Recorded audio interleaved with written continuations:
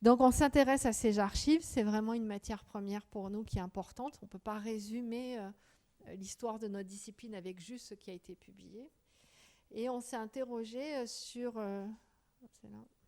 l'état des archives, c'est coincé. Voilà, il avait raison. Donc on s'intéresse à ces archives à l'ère du numérique. Alors l'idée, comme on a dit, c'est pouvoir documenter plus l'histoire de nos théories. Donc nous, on est des économistes, mais il y a d'autres champs qui s'intéressent à l'histoire tout court, je sais pas, les sociologues, les anthropologues, les philosophes, etc. Et dans le contexte de la révolution numérique, on pourrait se dire ça va être plus simple, parce que c'est déjà stocké, on peut se le transférer rapidement, etc. Et en fait, ce dont on se rend compte, c'est que ce n'est pas beaucoup plus simple. C'est une opportunité énorme pour nous, mais c'est aussi des difficultés. En fait, ce qu'on a constaté avec la révolution numérique, c'est qu'il y a un développement énorme de ressources en ligne. Il y a plein de choses sur Internet. En plus, c'est un processus assez distribué, c'est-à-dire c'est pas quelqu'un qui centralise. Chacun peut commencer sur le village, peut commencer à mettre des choses en ligne, des documents. Les archives, c'est les archives officielles de la mairie, par exemple, mais pas seulement. Ça peut être des photos, etc. Ça peut être des choses que tout le monde nourrit. Donc c'est vraiment un processus large qui inclut un grand nombre d'acteurs. On a de plus en plus de ressources disponibles, de nature assez différente. On a plein de matériel concerné. Par exemple, on va en parler tout à l'heure, il peut y avoir des photos, il peut y avoir des textes, des récits, il peut y avoir des témoignages oraux, des enregistrements. Donc on a accès à plein de choses différentes. Et pour nous, c'est important, on a le développement de ce qu'on appelle les humanités numériques. C'est un peu un terme un peu fourre-tout, mais en fait, c'est en gros tous les outils numériques qui permettent de traiter ces documents. C'est-à-dire qu'après, nous, on peut avoir, par exemple, prendre des choses sur des textes, on peut chercher des mots. Je peux chercher des noms et savoir très rapidement, sans tout lire, quand est-ce qu'on a cité Bernard dans tous les textes. Et je vais pouvoir tracer l'histoire de Bernard sur tous les textes. Donc nous, on a des recherches après plus précises sur des concepts. Ça peut être sur des gens, mais sur des concepts, des choses comme ça. Mais voilà, on essaie de... Donc en fait, ça permet de stocker. Ça élargit le nombre de sources, ça élargit le type de matériel. Et en plus, on a des outils pour naviguer là-dedans, pour repérer des choses sans devoir tout lire. Donc, a priori, c'est vraiment intéressant. C'est un enjeu pour nous, puisqu'il y a aussi le fait qu'on peut partager ces données facilement. Avant, se déplacer, on allait dans des archives, il fallait les commander à l'avance, etc. Maintenant, même si je fais cet effort, déjà, il y a beaucoup d'archives en ligne. Et puis même si je fais cet effort, je reviens avec mes photos, je peux les partager avec d'autres, on peut travailler ensemble. Il y a des histoires de droit, il faut faire attention, mais on peut travailler ensemble. Donc on peut mutualiser, on peut répliquer des choses, on peut diffuser plus facilement et on peut communiquer vers la société civile. Il y a plein d'archives auxquelles vous avez tous davantage accès plus facilement. On peut faire des recherches historiques, généalogiques, etc. Et donc il y a un enjeu, enfin nous on pense, chaque discipline voit ses enjeux, mais nous on pense qu'il y a un enjeu un peu plus spécifique pour les sciences humaines et sociales, parce qu'on pense que sur une partie de nos archives, il y a vraiment une dimension historique, voire de valeurs, d'idées européennes, enfin, alors européennes, parce que vous allez voir, après on raisonne un peu, pas juste en France, etc. Mais c'est l'idée qu'il y a peut-être un patrimoine intellectuel, on va dire, sans trop dire, ça peut être des choses très différentes, à préserver. Et donc il faut à la fois le stocker, le mémoriser pour pouvoir le garder, mais aussi on accroître la visibilité. Parce que ce n'est pas parce que c'est rangé quelque part sur un serveur que vous allez le trouver. Donc il faut qu'il soit stocké, mais il faut qu'il soit visible, il faut qu'on arrive à le trouver facilement. Donc en fait, c'est quand même quelque chose de plus diffus, que je disais distribué, c'est quelque chose qui n'est pas forcément très centralisé, mais avec plein d'opportunités et puis plein d'enjeux de visibilité, parce que plus c'est l'affaire un peu de tout le monde, moins ça peut être visible. Donc les opportunités avec le numérique, c'est qu'on a un accès facilité, on n'a qu'à cliquer dessus, on ne se déplace pas, que quand on a trouvé, quand tout va bien, je rentre quelques mots-clés sur Google et je vais Google ou autre chose, je vais assez rapidement pouvoir identifier où sont les archives, que je peux partager ces données, donc c'est ouvert vers la société. Je peux les traiter, je peux faire des recherches particulières, là où je prenais du temps pour lire un ouvrage de 500 pages pour voir si on y parlait de tel auteur. J'ai plus qu'à rentrer une recherche et il va me dire rapidement oui, non, ou il va me montrer où c'est. Donc ça va beaucoup plus vite. Je peux essayer on en parlera tout à l'heure, on va vous montrer des exemples, mais je peux essayer de tracer l'influence. Par exemple, qui a cité, je ne sais pas, Pierre Mendès France, je vais trouver, je peux rechercher dans les références des gens, qui l'a cité, comment, où, voilà. Et donc, je vais pouvoir, c'est pas la seule chose que je vais faire, mais je vais pouvoir, si quelqu'un est cité 600 fois dans l'année, ou 2 fois, ou 10 000 fois, ben, elle n'aura pas la même influence. Je peux regarder par qui, quelle communauté, le site, etc. Donc nous, ça va beaucoup nous aider. Et donc tout ça, ça permet, c'est pas seulement que ça permet à des questions de recherche qu'on avait déjà d'être plus efficaces, et donc ça fait un outil qui me permet d'aller plus vite, c'est que ça va être l'occasion d'identifier de nouveaux sujets de recherche. Avec cet outil, non seulement je vais plus vite dans les recherches que je faisais avant, mais vraiment j'ai de nouveaux sujets qui émergent. Je vais me poser d'autres questions parce que je vais avoir des informations. Je vais voir apparaître des groupes de gens qui travaillent ensemble parce que je peux tracer qu'ils lisent tous la même chose, par exemple. Et finalement, ça va ouvrir d'autres questions de recherche. Donc, ce n'est pas du tout neutre. Ce n'est pas juste l'accélération ou une meilleure efficacité, c'est vraiment d'autres choses. Et comme il y a une demande pour ces outils, etc., mais il y a des plateformes d'outils qui existent. Alors, ERIC, c'est des plateformes européennes d'infrastructures de recherche, donc des gros financements qui sont accordés à des grands consortia qui disent on travaille ensemble sur tel projet, on veut développer des outils, et après on va les mettre à disposition de gens qui travaillent sur ces sujets, pour pas que tout le monde travaille à développer des outils en parallèle.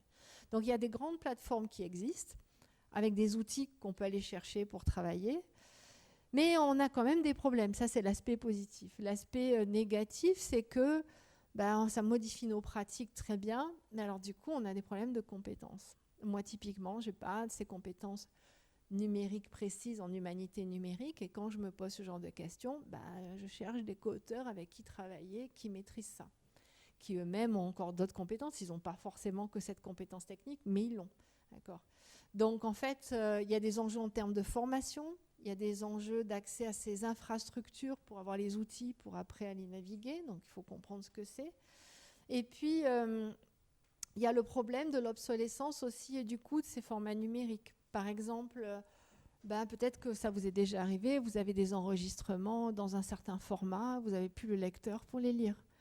Donc c'est compliqué, c'est pas perdu, mais nous, à notre échelle, c'est perdu. Il faut trouver un endroit, des lecteurs. Donc il y a des formats qui disparaissent. Même quand on n'a pas de problème de format, il y a des coûts de stockage qui sont énormes, en fait. Toutes ces données qui se sont multipliées, en fait, elles coûtent énormément en stockage, pas auprès de nous sur notre petit ordinateur, mais dans des data centers, etc. On nous dit, par exemple, que 98% des données qui existent aujourd'hui n'existaient pas il y a 2 ans. Voilà. Donc, quand on a dit ça, la croissance des données, c'est énorme.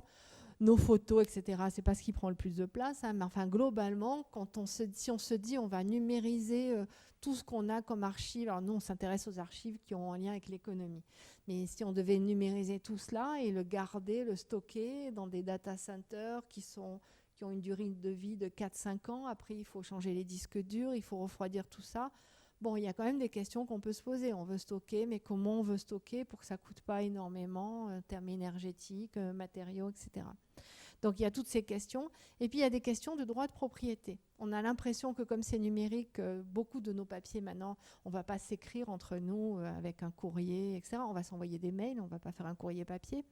Mais ces mails, après qu'on a exploité avant, ces courriers entre économistes connus, par exemple, pour voir comment ils discutaient entre eux de grands problèmes, là, sur les mails, je ne vais pas avoir accès à votre mail. Enfin, le jour où ces économistes vont décéder, une boîte mail, c'est privé. S'ils n'ont pas fait attention, s'ils n'ont pas stocké ailleurs, etc., personne n'y aura accès.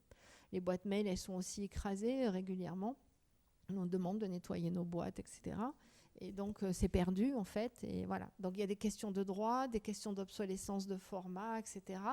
Et donc, on pense que si on ne fait pas attention, alors que des courriers, des correspondances papier restées dans un coin, elles pouvaient être ignorées aussi, mais enfin bon, elles étaient là. Finalement, on a l'impression que c'est mieux, et en fait, on pense qu'il y a un vrai risque, donc en termes de perte, de stockage, mais en termes de manque de visibilité aussi.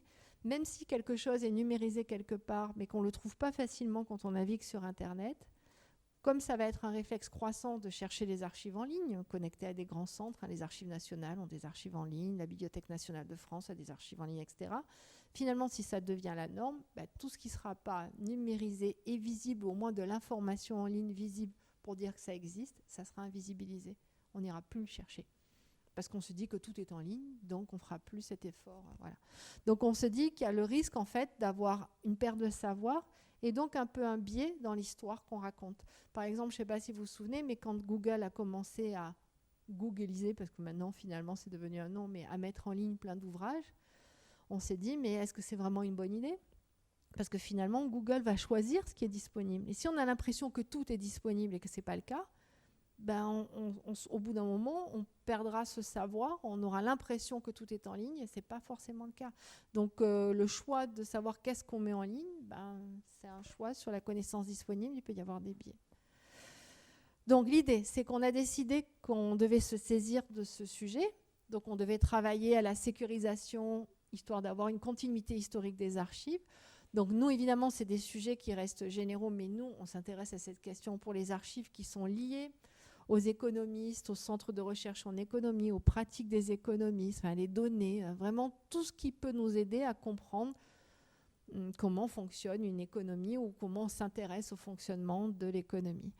On peut innover sur les formats, en fait, essayer de mieux nourrir les archives et par exemple d'avoir des entretiens oraux pour documenter les archives existantes. On peut mobiliser les nouveaux outils, c'est ce que j'avais en tête quand je vous disais des outils qui permettent de naviguer sur les supports numériques.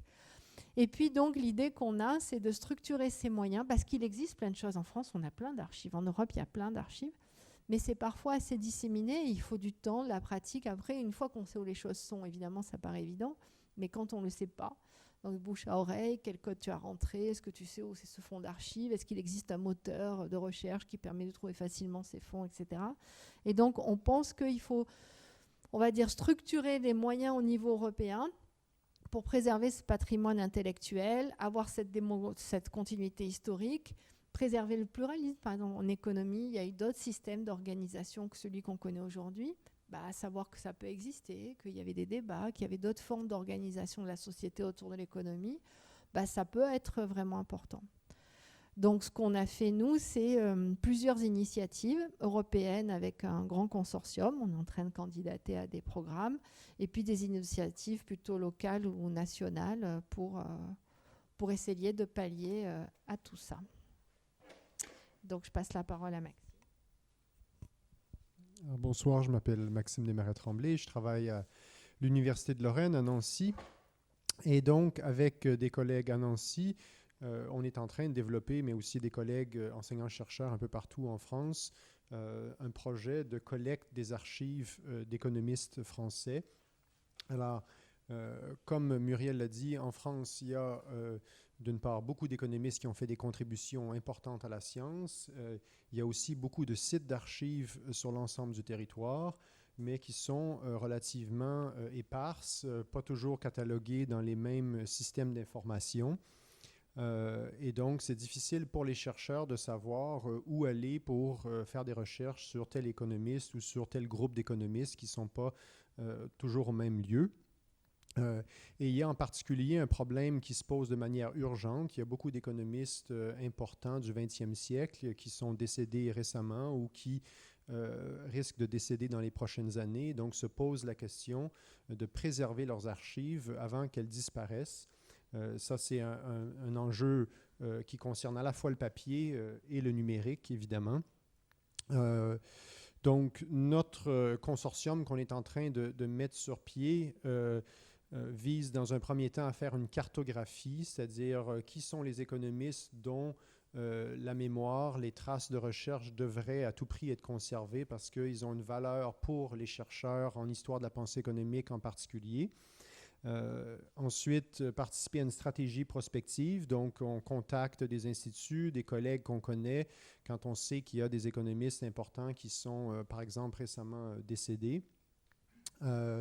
Puis ensuite, comme je vais vous l'expliquer dans quelques instants, en fait, c'est un défi intermétier, c'est-à-dire que moi, je suis enseignant-chercheur en économie, je me spécialise en histoire de la pensée économique, mais je ne suis pas archiviste. J'ai travaillé beaucoup dans les archives pour mes recherches en histoire de la pensée économique, mais l'archivistique, c'est un métier, et donc les gens qui sont formés comme archivistes, sont en mesure de faire le tri, la sélection, le catalogage des matériaux qui sont collectés, de savoir qu'est-ce qui doit être gardé exactement, qu'est-ce qui n'a pas matière à être gardé, qu'est-ce qui relève par exemple de la vie privée. On peut imaginer quand une personne décède, on se retrouve devant une masse de documents qui ne sont pas toujours bien organisés, où la séparation entre la vie privée et le travail intellectuel d'intérêt collectif public n'est pas toujours une frontière facile à tracer, notamment quand il est question de correspondance. Puis, dans un dernier temps, ce qu'on veut, c'est aussi que ces matériaux qu'on va collecter, qu'on va organiser, c'est de pouvoir les valoriser, c'est-à-dire de les rendre accessibles pour la communauté des chercheurs, pas uniquement en France, vraiment partout dans le monde, parce qu'on s'intéresse en particulier aux économistes français, mais ces économistes français qui participent à des travaux de plus en plus internationaux au 20e siècle, qui sont en lien avec d'autres économistes américains, allemands ou ailleurs dans le monde. Donc voilà, je l'expliquais déjà, donc les défis intermétiers, nous on est enseignants-chercheurs en économie, on doit travailler avec des archivistes, avec des spécialistes du numérique aussi pour nous aider à comprendre quels sont les défis et surtout quels sont les outils techniques qui vont nous permettre de préserver les matériaux numériques. Donc pour l'instant, là c'est vraiment un projet, cette collecte d'archives d'économistes français qu'on essaie de mettre sur place sur pied. C'est un projet vraiment qui commence et pour l'instant, on est en discussion pour acquérir, faire le traitement des papiers et des données numériques de 3 économistes importants. Philippe Mongin, qui est décédé récemment, qui était donc à la fois philosophe et économiste, qui a étudié dans les grandes écoles et qui a été pendant longtemps directeur de recherche au CNRS, puis professeur à HEC Paris. Qui a fait donc des travaux à la frontière entre la philosophie, l'économie publique. Jean-Jacques Lafont, qui est un économiste toulousain qui a été formé à Toulouse, à l'INSAE, puis qui a ensuite fait un doctorat à l'université Harvard aux États-Unis, qui a maintenu des liens très importants avec toute la communauté des économistes américains, et qui a ensuite créé ce qu'on appelle la Toulouse School of Economics à Toulouse. Et dans un dernier temps, Michel Laglietta, qui était un des fondateurs de ce qu'on appelle la théorie de la régulation, qui est décédé il y a quelques semaines, qui est un polytechnicien, qui a aussi étudié à l'INSAE, à Paris 1, et qui a été, comme les 2 autres, c'est une des caractéristiques qui nous orientent dans le choix, parce qu'il y a beaucoup d'économistes, évidemment, et on ne peut pas préserver la mémoire de tous les économistes qui ont travaillé en France parce que, évidemment, on a des ressources limitées. Mais tous ces 3 économistes et les prochains, sans doute, qu'on va considérer sont des gens qui ont été importants comme experts économistes aussi. Une position qui acquiert une importance au 20e siècle. Les économistes qui conseillent le gouvernement ou des ministères. Et dans ce cas-ci, on a 3 économistes qui ont travaillé au Conseil d'analyse économique à un moment ou à un autre et donc qui ont été importants dans le conseil à l'État. Donc, un des risques du numérique, en général, un des risques des archives des économistes, c'est comme on parle d'économistes qui sont très importants, ils sont aussi importants pour d'autres chercheurs dans le monde. Et il y a d'autres bibliothèques, comme à l'Université Duke, par exemple, en Caroline du Nord, aux États-Unis, qui seraient intéressées sans doute à recueillir les archives. Mais on peut imaginer qu'il y a un intérêt à garder en France le patrimoine, le travail de ces intellectuels français. Et pour le numérique, bien évidemment, la fuite est encore plus facile parce que les données numériques peuvent basculer plus facilement, traverser la planète. Donc, comme Muriel l'expliquait déjà, quand on recueille des fonds, quand on s'intéresse à ce qui se retrouve dans le bureau d'une personne qui est décédée ou qui a décidé de prendre une retraite et qui n'a plus envie de garder ses documents de travail, bien, c'est à la fois des documents papier et des documents nativement numériques. Ici, les photos, c'est des exemples. Quand je suis allé donc à Toulouse, dans la maison de Jean-Jacques Lafont, on a, avec évidemment l'accord de sa veuve, essayer d'identifier quels sont les matériaux qui sont là et qu'est-ce qui est d'intérêt pour la collecte archivistique. Et là, voilà, c'est 2 photos que j'ai prises il y a quelques mois. Et on voit, vous voyez, il y a des disquettes. Vous en avez peut-être aussi encore dans vos tiroirs, des disquettes comme celle-là. Il y en a des plus anciennes, ou les disquettes plus larges encore. Puis là, on a une disquette zip, qui est un format qui a été utilisé pendant quelques années, mais pas si longtemps. Puis à côté, dans une autre étagère, là, on avait une pile de CD avec des backups. Donc tout ça, ça contient des travaux, ça peut être des documents préliminaires, des versions intermédiaires. Ça peut aussi, dans certains cas, être de la correspondance qui a été bien archivée. Ça peut être des présentations, comme l'on le voit ici, des présentations PowerPoint. Donc un des défis, c'est de préserver donc, ces matériaux numériques. Parce qu'on peut imaginer, il y a ce qu'on appelle le paradoxe du numérique, c'est qu'on peut imaginer que les documents numériques, ils sont éternels, en fait, par rapport au papier, qui nous semble physiquement très fragile.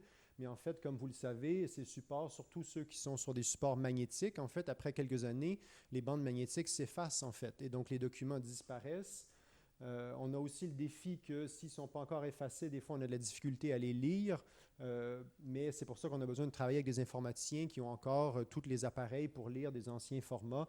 Puis ensuite, ils doivent être, par exemple, on doit cloner des disques durs ou cloner des disquettes, en faire des copies, les indexer pour être capable de préserver la structure de fichier original avant d'en faire une catégorisation. Un des défis du numérique, mais aussi un des atouts, c'est que vous vous retrouvez avec différentes versions de fichiers, par exemple. Et ça peut être intéressant parce que si nous, on s'intéresse à la genèse des idées, on peut avoir facilement plusieurs versions d'un texte, puis on est capable de comparer, en fait, l'évolution. Donc, si on a plusieurs brouillons, on peut voir en telle année, à tel mois, il a fait tel changement dans son texte. Et donc, là, il y a un point tournant qu'on est capable de relier à d'autres événements, par exemple, dans la vie de l'économiste. L'autre opportunité importante, c'est qu'en fait, on a une bien meilleure fiabilité dans la reconnaissance du texte, évidemment, pour les textes qui sont nativement numériques. Donc, ce qu'on fait souvent avec les archives papier, c'est qu'on peut les numériser, puis on fait ce qu'on appelle l'OCR, de la reconnaissance de caractères. Mais vous le savez bien, la reconnaissance de caractères, il y a toujours des erreurs, en fait. Donc, il y a des mots qui sont mal capturés parce que le contraste n'est pas très bien, etc. Dans le cas des documents nativement numériques, là, on a une fiabilité qui est à 100% pour faire des recherches par mots-clés. Et donc, on peut nourrir dans des modèles d'intelligence artificielle toutes ces données qu'on a recueillies pour être capable de faire de l'analyse sur la pensée de ces économistes. Je crois que je vais m'arrêter ici. Je sais pas si... C'est comme ça. Ouais. Bonsoir, Francesco Sergi, donc je suis maître de conférence en économie aussi à l'université Paris-Est à Créteil, en région parisienne. Et donc je vais vous présenter avec mon collègue qui est juste là, Dorian Julien, Université Paris 1 Panthéon-Sorbonne, une sous-branche, on va dire, du projet général qui vous est présenté ce soir. Et nous, on s'occupe d'histoire orale. Et on était particulièrement contents de venir discuter de ça avec vous, puisqu'en préparant cette intervention, on a découvert que la Corse, c'est à la pointe de l'histoire orale. Alors l'histoire orale, probablement vous connaissez, c'est tout simplement le fait de préserver la mémoire par la collecte de la parole et donc de la mémoire de ceux qui ont vécu certains événements ou certaines périodes. Et donc, en Corse, on s'est rendu compte qu'il y avait plein d'histoires orales qui étaient faites. Je vous ai mis juste un exemple là. Peut-être que certains d'entre vous ont même le bouquin à la maison, je ne sais pas. Contes et légendes de la tradition orale corse. Donc, c'est un travail d'historien qui a été fait sur une quinzaine d'années. Je n'ai pas encore lu, mais j'ai lu l'introduction. Et j'ai vu qu'il y avait vraiment un travail de 15 ans de se balader en Corse et d'enregistrer les conteurs et de les interroger sur déjà les contes et légendes qu'ils racontent, mais aussi sur ce qui est la pratique ou le métier de conteur. Donc vous comprenez bien, avec cet exemple, peut-être que vous en avez croisé d'autres, vous en connaissez d'autres, que l'histoire orale, c'est vraiment quelque chose, une technique, on va dire, qui est très pertinente lorsqu'on s'intéresse, à de l'histoire qu'on va dire contemporaine, c'est-à-dire une histoire de choses pour lesquelles ceux qui ont vécu sont encore présents. Et donc, il y a un enjeu de préserver leur mémoire par la collecte orale, donc par l'enregistrement. Et deuxième chose, et donc c'est là que l'exemple de conteur corse est très pertinent, et puis très pertinent aussi pour nous, vous allez voir dans un instant. L'histoire orale, c'est très pertinent quand on essaye de préserver, de capter quelque chose qui ne laisse pas de traces écrites, justement. Hein. Donc il y a un tas de choses qu'on fait, il y a un tas de choses qui, pour différentes raisons, ne laissent pas de traces écrites. Alors, bien sûr, hein, donc, si vous êtes conteur oral, par définition, hein, vous n'écrivez pas ce que vous racontez. Même si vous le transcrivez, il y a des choses probablement que vous perdez. Ça peut être le rythme, ça peut être le geste, hein, d'accord. Et puis, un autre grand projet que j'ai vu qui est très développé en Corse, c'est par exemple l'histoire de la résistance en Corse. Alors là, évidemment aussi, vous voyez, c'est évidemment un contexte dans lequel il y a un certain nombre de choses qu'on n'écrit pas. Hein. Ça ne laisse pas de traces écrites parce que, voilà. Donc pour nous aussi, quand on fait l'histoire de l'économie, il y a un tas de choses qui nous intéressent, qui ne laissent pas de traces écrites. Et évidemment, ça a été rappelé, hein, il y a un tas de choses qui sont vécues par des acteurs, par des économistes qui sont encore bien vivants et que donc on peut interroger. Les choses qui ne laissent pas de traces écrites, c'est un certain nombre de pratiques qui sont vraiment typiques, propres des économistes. Alors, je vous en ai mis une peut-être à laquelle vous ne pensez pas tout de suite. Donc ça, c'est un truc que les économistes aiment bien faire depuis les années 70, c'est de mettre tout plein de gens dans ce genre de salle-là et de faire des expérimentations. Pour voir comment les individus font des choix d'épargne, de acheter, pas acheter, consommer tout de suite ou plus tard, acheter des actions ou pas les acheter, donc pour observer le comportement des individus. Sauf que quand on fait ça, eh bien, il y a un tas de choses qui se passent dans ces laboratoires d'économie expérimentale, comme on les appelle. Il y a un tas de choses qui se passent qui ne sont pas écrites. Comment on accueille les gens, comment on les place dans la salle, est-ce qu'on leur sourit ou pas. Il y a tout un savoir-faire, si vous voulez, un peu caché, un peu non écrit, qu'on ne peut que conserver, observer et étudier, qu'en interrogeant les gens qui ont cette pratique. Je vous donne juste un autre exemple, ça c'est peut-être un peu plus classique, ce sont des prévisions économiques, prévisions d'inflation, comment le niveau de prix va évoluer. Vous voyez, ça c'est jusqu'à maintenant, et ensuite le futur c'est quelque part par là. D'accord. Donc évidemment, produire des prévisions économiques sur l'inflation, la croissance, le chômage, la dette, ce que vous voulez, c'est vraiment une activité spécifique, propre, connue des économistes. Et comment on fait ces prévisions ? Et souvent dans des discussions qui ne laissent pas forcément de traces écrites. Pourquoi ? Parce que la prévision économique, c'est aussi quelque chose qui touche aux politiques. Hein, et donc parfois, il faut se mettre d'accord sur certaines choses, on va dire, avec des portes fermées. Hein, d'accord ? Vous avez probablement vu un peu dans la presse, dans les news des derniers temps, par exemple, voilà, qu'aux États-Unis, typiquement, maintenant, il y a un petit problème avec ça, hein, parce que, par exemple, Donald Trump n'aimait pas, cet été, il n'a pas aimé les prévisions sur le chômage que lui faisait son administration, donc il a décidé de virer les gens qui faisaient les prévisions. Et puis aujourd'hui encore, il était question, voilà, il n'aime pas le fait que les taux d'intérêt soient trop élevés, donc il essaie de virer les économistes qui choisissent comment fixer les taux d'intérêt en fonction des prévisions d'inflation. Donc voilà, vous avez évidemment du coup toute une cuisine, hein, on va dire, un peu délicate de comment on produit ce genre de graphique, cette prévision économique. Et comment on fait pour trouver le processus justement un peu caché, non écrit, qui nous mène à ces prévisions-là ? Eh bien, interroger les protagonistes, évidemment, un peu après, hein, bien sûr. C'est une méthode qui est pertinente et qui est importante. Donc voilà pour un peu l'enjeu de l'histoire orale et pourquoi on en fait. Et puis, une fois qu'on est d'accord que c'est important, après, comment on fait ? Et ça, je te laisse la parole pour ça. Donc oui, non seulement comment, et puis aussi pourquoi. Donc je voulais rentrer un peu plus dans les détails de pourquoi on va interroger des gens et comment on s'y prend. Donc le pourquoi, il a vraiment plusieurs raisons. Vous voyez, le slide est assez gros sous pourquoi, alors que comment, je vais donner juste une seule raison importante. Et pourquoi on s'embête parfois à, comme c'était le cas dans cette photo, donc vous me reconnaissez peut-être, j'ai la même chemise, hein, je vous rassure, j'en ai d'autres à la maison. Mais pourquoi parfois on s'embête à aller dans des endroits beaucoup moins sympathiques qu'ici, notamment ici dans la belle ville de Kreuzlingen, à la frontière suisse-allemande, pour passer 2 jours sous la pluie à pour finalement parler 2h30 à cette personne qui a créé un logiciel d'économie expérimentale, donc la chose que Francesco vous a montré avant. Il y a plusieurs raisons. Déjà, on peut, de manière très humble, vouloir travailler sur un sujet qui est très vaste et très complexe, et puis pour défricher un peu l'état de l'art, au lieu d'aller lire plein de choses, on ne sait pas trop par quoi commencer, comment faire, et bien on va tout simplement aller parler à des spécialistes pour qu'ils nous expliquent un peu, qu'ils nous vulgarisent l'affaire, et c'est un peu une première étape avant de vraiment se lancer sur un sujet de recherche. On peut bien évidemment avoir déjà fait des travaux historiques. Par exemple, je ne sais pas, je commence à travailler sur l'histoire du salaire minimum. Je lis les articles des économistes qui ont travaillé là-dessus, je lis un peu d'autres sources historiques, et puis je me dis, ah tiens, je pense que l'histoire s'est passée comme ci, comme ça, et je peux aller interroger les personnes qui ont vécu l'histoire sur les périodes qui m'intéressent et leur dire, voilà, moi je pense que ça s'est passé comme ça, qu'est-ce que vous en pensez, est-ce que vous avez vu les choses de la même manière ou quoi, enfin, bref.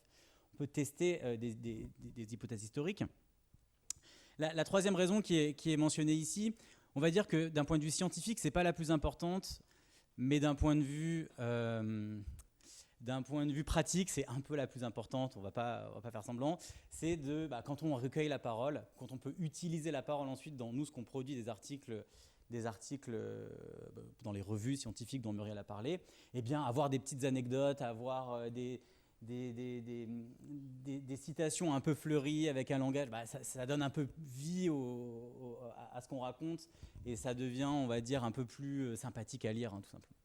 Et puis, la principale raison scientifique quand même qui nous pousse à faire des entretiens, c'est tout simplement d'obtenir de l'information, qui n'est pas forcément disponible dans les sources écrites qui sont publiques. Donc tout d'abord, c'est très lié à ce que Francesco nous a dit avant, on peut vouloir contourner des restrictions de confidentialité. Il y a des rapports qui sont importants pour l'histoire, qui sont, il faut être dans le gouvernement avec un certain niveau du gouvernement pour pouvoir accéder à ces rapports. La confidentialité sur ces rapports, elle n'implique pas que les gens qui ont connaissance de ce qu'il y a à l'intérieur de ces rapports vous le racontent. Et donc vous pouvez savoir un peu ce qu'il y a dedans en parlant à ces gens-là. On peut aussi vouloir faire évidemment des biographies, alors des biographies intellectuelles, mais une biographie purement intellectuelle, c'est un peu triste quand il n'y a pas de contexte sur les périodes, l'évolution de la vie des gens.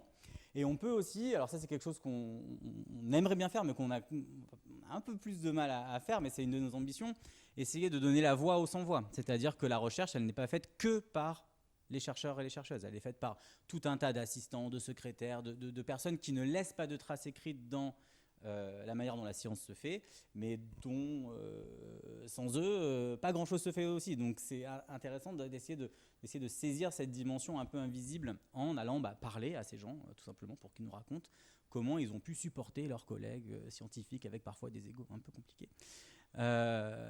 Et puis donc on est principalement sur des sources, orales, comme leur nom l'indique, mais quand vous allez parler à quelqu'un, pendant parfois, moi ça m'est déjà arrivé 2 jours, 11 heures d'entretien avec quelqu'un, y a un petit lien qui se crée, et c'est beaucoup plus simple d'avoir ensuite accès à ces archives. Une fois que la relation de confiance est établie, les gens veulent plus facilement léguer léguer leurs archives à des fonds d'archives. Alors que si vous arrivez de but en blanc devant quelqu'un que vous ne connaissez pas, est-ce que je peux avoir toute votre vie privée dans un... non, c'est un peu compliqué. Pardon. Ouais.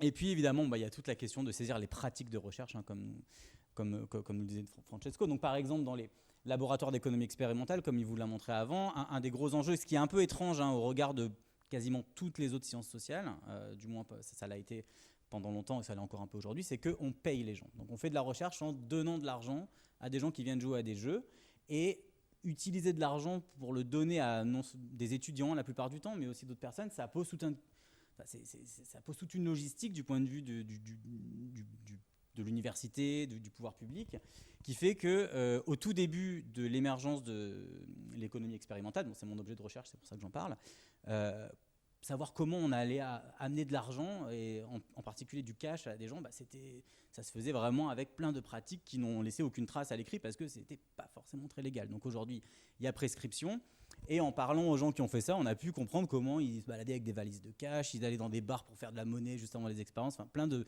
petites choses comme ça qui qui sont pas peut-être centrales dans les contributions scientifiques, mais qui sont importantes quand même qui sont quand même des conditions nécessaires à l'existence de ces résultats scientifiques.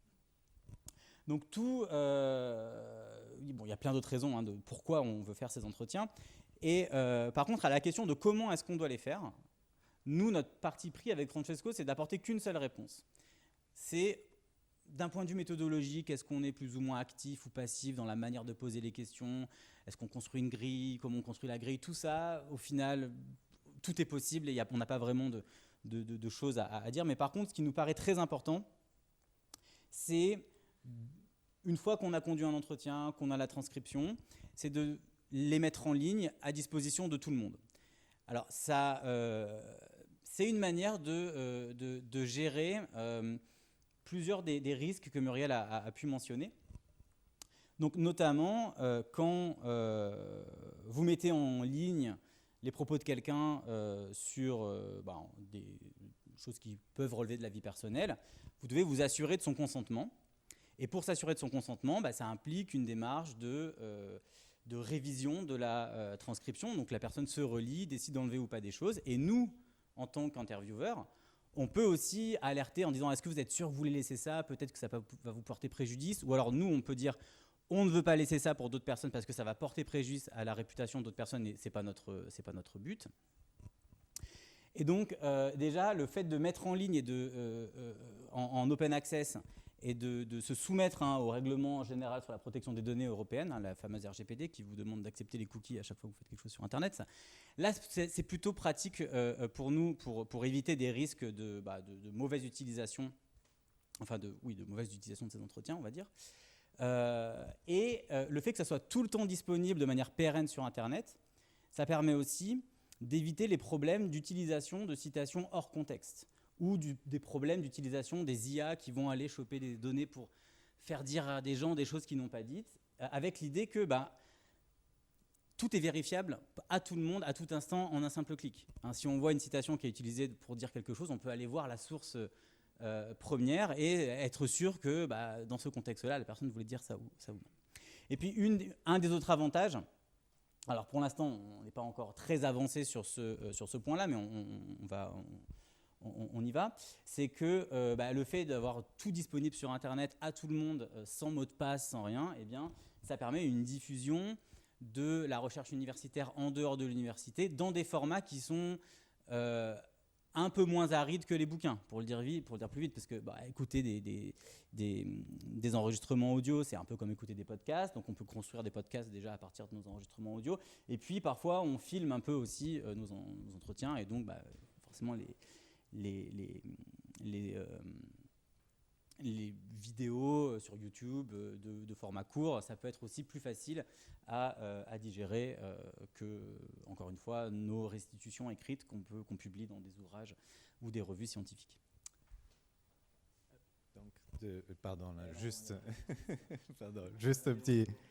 Donc voilà, ça ressemble à ça à la fin. Donc c'est un site qui s'appelle Oral Histories of Economics. Alors c'est en anglais parce qu'effectivement, on l'a mentionné pour l'instant les économistes français, mais il ne faut pas se mentir, on travaille beaucoup sur des économistes anglophones ou anglais ou américains surtout.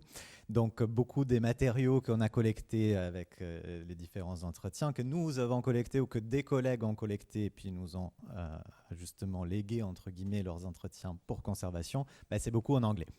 Mais donc on met tout en ligne, mais on organise tout ça par collection, c'est-à-dire que c'est par thème, si vous voulez, et chaque collection correspond, normalement plutôt au travail d'une chercheuse ou d'un chercheur ou d'un groupe de chercheurs autour d'un thème. Donc des collections, par exemple, qu'on a déjà disponibles maintenant. Ça fait juste un an qu'on a commencé à mettre en ligne. Donc c'est là vous avez à peu près une quarantaine, cinquantaine d'entretiens, et puis ça continue d'augmenter. Donc on a 4 collections, et vous en avez une en français, si jamais ça vous intéresse d'aller jeter un œil, qui précisément est une collection d'entretiens avec des économistes français qui ont travaillé au ministère des Finances des années 50 jusqu'aux années 80, et qui racontent un peu c'est quoi c'est quoi l'avis de l'économiste auquel on demande justement de faire des prévisions, des notes de conjoncture et de répondre à ce que le ministre veut savoir sur le chômage, l'inflation, la croissance, etc. Donc c'est un travail très bien qui a été fait par une étudiante de Lyon pour sa thèse. 2 derniers mots là-dessus. Donc c'est un des risques du numérique, c'est la question de la continuité dans la conservation des données. Donc évidemment, vous dites, bon, vous avez un site, c'est très bien, mais le jour où vous oubliez de payer votre nom de domaine, etc., bon, ça disparaît. Alors, du coup, heureusement, notre cher CNRS a déjà pensé à un certain nombre de choses. Donc nous nous appuyons en réalité sur l'infrastructure numérique, des humanités numériques du CNRS qui s'appelle Humanum, et même plus spécifiquement un outil qui s'appelle Nakala, où précisément tous les chercheurs de France peuvent entreposer leurs données, en particulier des données comme les nôtres qui sont des enregistrements ou des vidéos ou des transcriptions d'entretien. Et d'ailleurs, en réalité, sur ces plateformes Humanum et Nakala, même vous pouvez aller chercher éventuellement des choses qui sont produites typiquement par d'autres disciplines, des collègues historiens ou des collègues littéraires, par exemple, et vous trouverez d'ailleurs beaucoup d'histoire orale.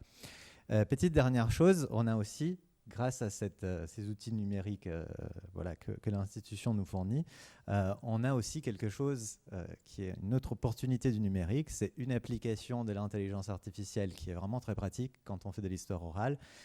Vous faites de l'histoire orale, vous allez voir quelqu'un avec un magnétophone, un enregistreur. Ah ben après, ensuite, il faut tout écrire ce qu'il nous a dit. Et alors avant, ça prenait des plombes et des plombes, et ben maintenant, en fait, ça prend, allez, 1 heure, 1 heure et demie pour une première version, puisque on a donc des outils comme notamment Whisper, qui est donc un outil où voilà, vous mettez votre fichier audio et ça retranscrit les 2 heures ou 3 heures de conversation assez rapidement, et c'est plutôt efficace. Voilà, on a aussi, Dorian l'avait dit, on a un format vidéo qui est un peu plus c'est en plus des condensés des entretiens, parce que bon, les entretiens ils sont longs, ils sont faits pour aussi parfois pour des buts avec des questions de recherche extrêmement spécifiques et pointues. Donc on essaye de produire aussi des vidéos qui sont des petits condensés en 5 minutes de qu'est-ce qui est intéressant et qu'est-ce qui est marrant. Des fois, on se focalise beaucoup des fois sur les choses qui sont marrantes, les anecdotes, les choses qui incarnent un peu c'est quoi le métier de chercheur et d'économiste. Mais pour l'instant, on n'a que des vidéos en anglais. Mais bon, on va bientôt faire les vidéos pour le français. J'ai oublié quelque chose ? Et donc, je cède la parole. Merci. Hop. Alors moi, je suis Alexandre Truc, je suis chargé de recherche à l'Université Côte d'Azur. Donc en fait, une des questions quand on a dit tout ça, c'est que finalement, par exemple, on collecte des dizaines et des dizaines d'heures, des centaines, voire des dizaines de milliers à la fin, parce que c'est pas que eux qui font les entretiens, c'est tous les chercheurs de notre communauté qui font les entretiens et qui vont les mettre en ligne après. On se retrouve vraiment avec des milliers d'heures de fichiers audio. Et de manière plus générale, on est dans un contexte où, en fait, au fur et à mesure que le temps avance, on a de plus en plus de données. Ici, par exemple, c'est les publications scientifiques et on voit que en sciences sociales, on voit que ça augmente extrêmement vite, surtout après les années 2000. Donc, en fait, on est en 2025, donc déjà, on commence à écrire l'histoire des années 90, le début des années 2000.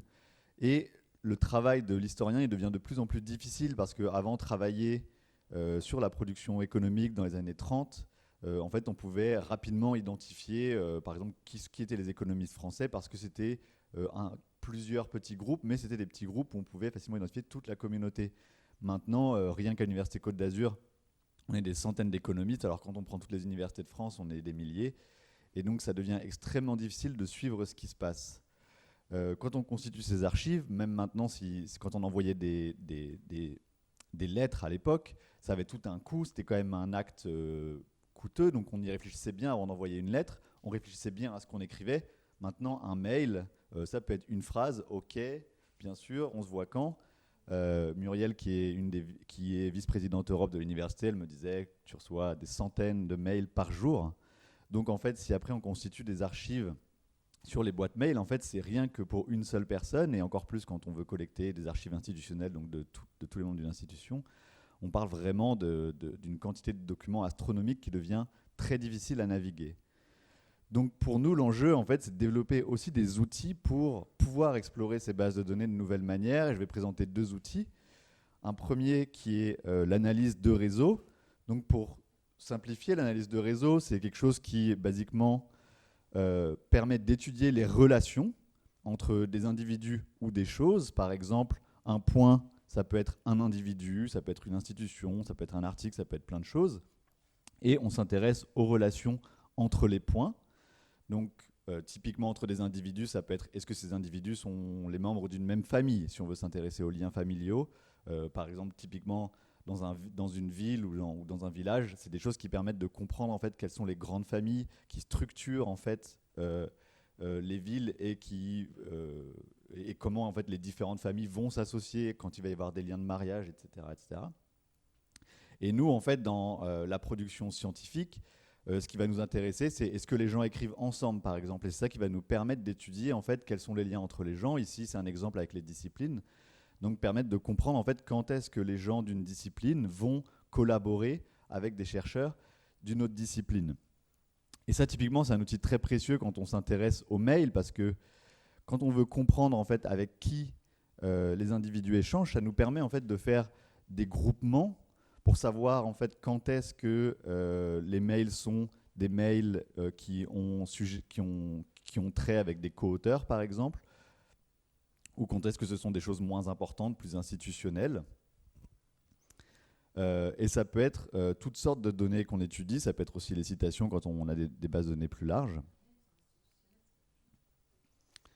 Donc voilà, donc, un exemple avec l'analyse de réseau. Un deuxième exemple, c'est l'analyse textuelle. Donc je vais juste expliquer très simplement, c'est que l'analyse textuelle, je ne sais pas à quel point vous êtes familier avec l'utilisation de ChatGPT, vous savez, si vous avez déjà essayé cette chatbot à qui on parle et puis ils nous répondent des choses.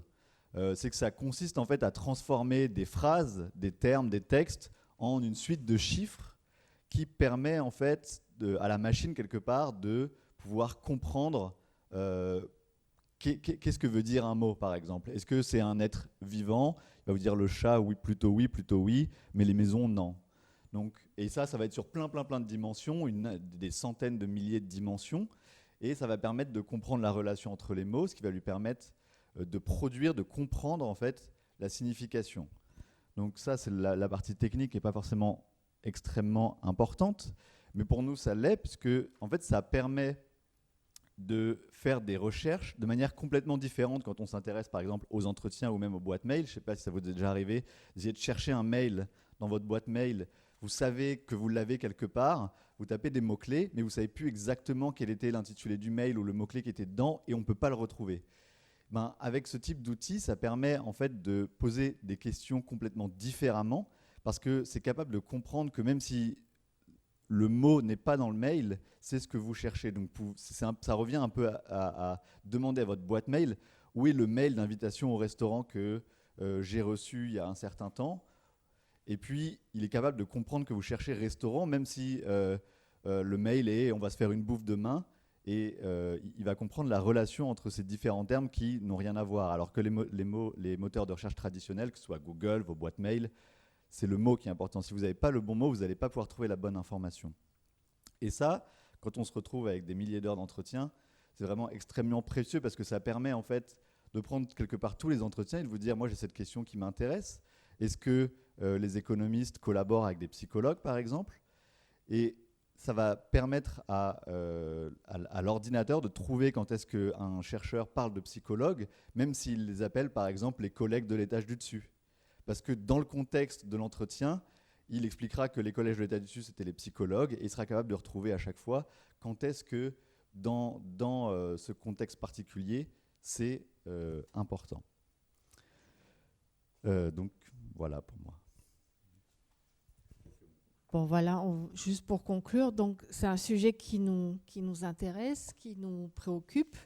Donc, ce qu'on a fait, en fait, avec ces initiatives, assez vite, c'est qu'on s'est dit qu'il fallait donc en France et puis en Europe, on se structure pour en fait avoir accès à ces archives rapidement, pour être sûr qu'elles continuent d'être collectées, qu'elles continuent d'être mises en ligne, qu'elles soient traitées correctement pour ce qu'on trouve en fait, ce qu'on cherche dedans, parce que si c'est maltraité, mal mémorisé, en fait, on ne peut pas se balader dedans. Voilà.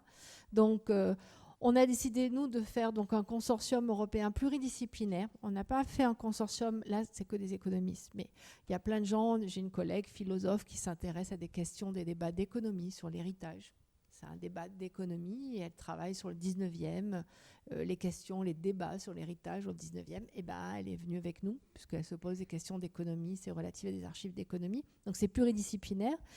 À l'intersection, Maxime l'a dit, de gens qui font de la recherche, mais qui ne sont pas forcément des experts des archives ou de la codification des archives et des gens qui savent.